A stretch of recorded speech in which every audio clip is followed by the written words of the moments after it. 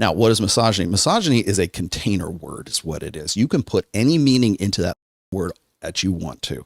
So misogyny is the red pill. Misogyny is any, I've heard, Pierce Morgan say, and this was in the interview, the first interview that Pierce Morgan did with Andrew Tate.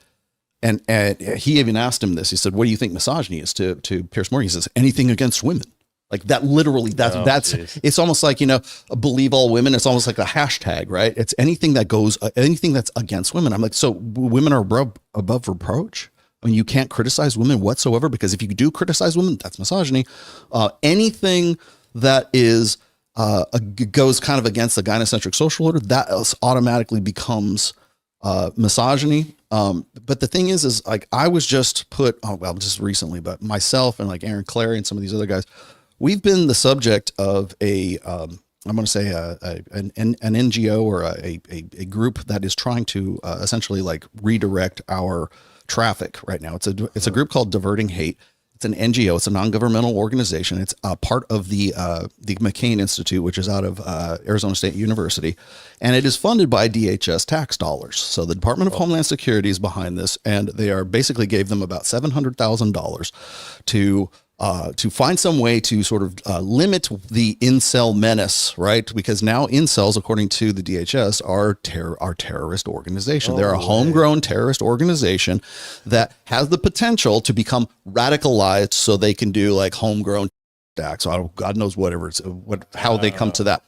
So myself, guys like Aaron Clary, MTR, well, of course, Myron and Fresh, Pearl's on this list too. They paid less attention to Pearl and to Fresh and Fit because they're already demonetized. I'm not, so they pay attention to me. And what they're doing essentially is they're going to YouTube and they're saying, Rollo Tomassi is radicalizing incels, or has the potential to radicalize incels. He's a misogynist according to whatever fucking criteria that they have. I think it's another agency is like defining what the hell misogyny is, but they're never really clear about this in the report. And they're saying, okay, so here's what we have to do, YouTube. We have to take his traffic and we got to redirect it to Justin Baldoni or Are We Man Enough? A state-sponsored, state-approved positive masculinity guy, which of course is a dude in a man bun and looks like a barista at fucking, at Starbucks, right?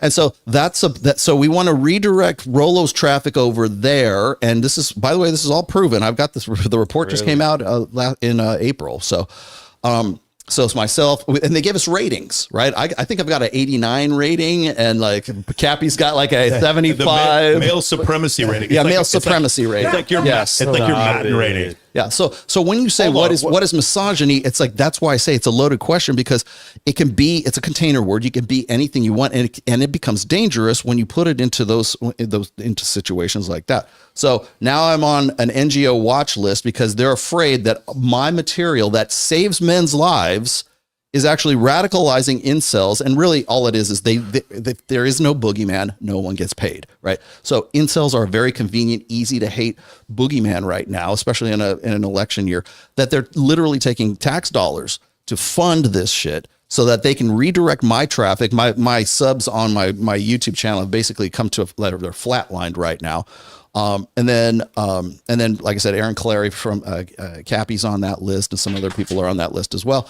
And that's just one aspect of it. There's also Twitter aspect where they're trying to redirect my Twitter traffic as well. So they're not only are they going to Elon Musk, they're also going to the people at YouTube. And the other thing is Justin Baldoni, the guys who are getting like paid advertisement on my, like if you see an ad on my channel, it redirects, it'll literally redirect you to their channel. And how is that okay? And like this guy, Justin Baldwin, he had to approve that. He had to say, hell yeah, you can buy ad space for me, no problem. Right.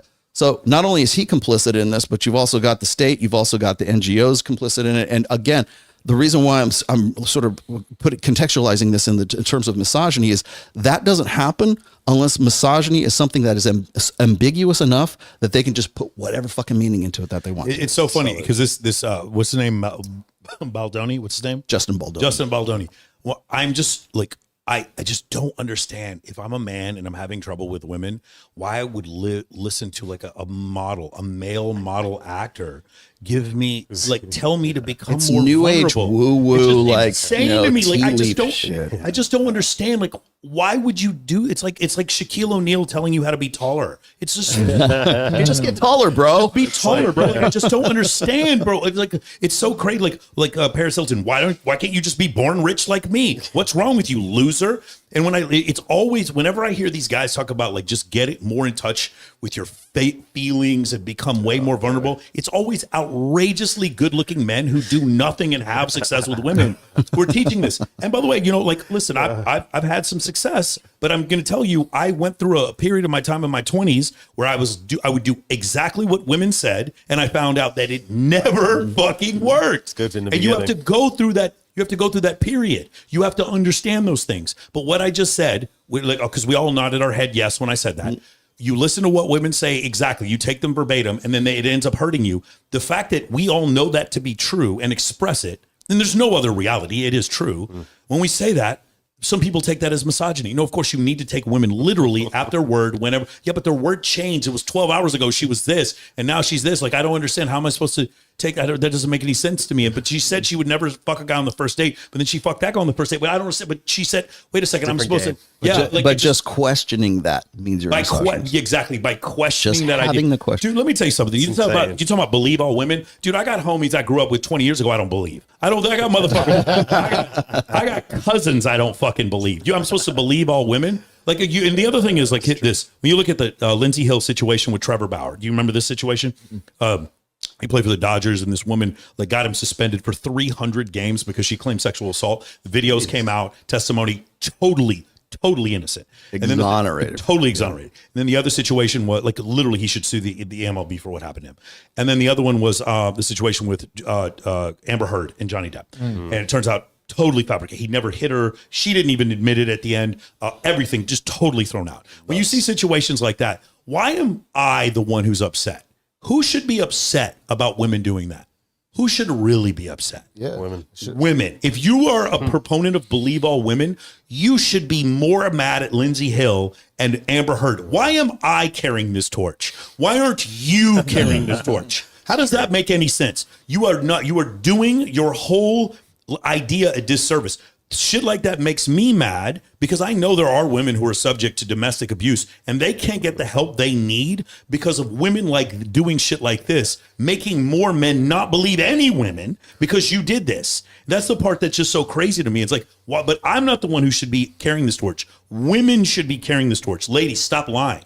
Anytime a woman lies about her getting by some dude and it finds out she's not telling the truth, women should be skewering her, not me. This should not fall to me.